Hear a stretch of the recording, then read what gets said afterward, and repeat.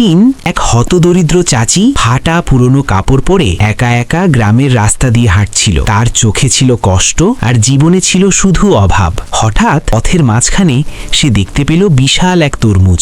এত বড় তরমুজ সে জীবনে কখনো দেখেনি। চাচি তরমুজটি হাতে নিয়ে তার ভাঙা চোরা ছোট ঘরে ফিরে এলো। ধীরে ধীরে তরমুজটি কাটতে শুরু করলো, কিন্তু তরমুজের ভেতরে যা ছিল তা দেখে চাচির চোখ কপালে উঠে গেল। ভেতরে ছিল এক খণ্ড খাঁটি স্বর্ণের বার। লোভ না করে চাচি সেই স্বর্ণের বারটি মাটির নিচে পুঁতে দিল। তারপর যা ঘটল তা ছিল একেবারে অলৌকিক। এই জায়গা থেকে ধীরে ধীরে জন্ম নিল একটি গাছ, আর কিছুদিনের মধ্যেই গাছটি হয়ে উঠল বিশাল।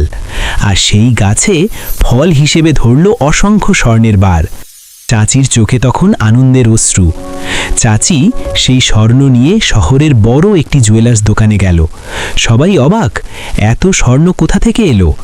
তার বিনিময়ে চাচি পেল একটি গাড়ি ভর্তি টাকা। কিন্তু চাচি নিজের জন্য কিছুই রাখল না।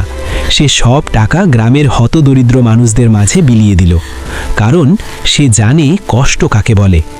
কিন্তু দূর থেকে সব দেখছিল এক চোর। তার চোখে ছিল লোভ। সে ঠিক করল গাছটি চুরি করবে। রাতের অন্ধকারে চোরটি গাছটি কেটে নিয়ে পালিয়ে গেল। সকালে চাচি এসে দেখে তার স্বপ্নের সেই গাছটি আর নেই। ভেঙে পড়ল সে। কাঁদতে কাঁদতে মাটিতে বসে পড়ল। তারপর কাঁদতে কাঁদতে সে বলল, আমার এত কষ্ট দেখেও যারা লাইক, কমেন্ট আর সাবস্ক্রাইব করবে না, তারা যেন সারা জীবন গরিবই থাকে।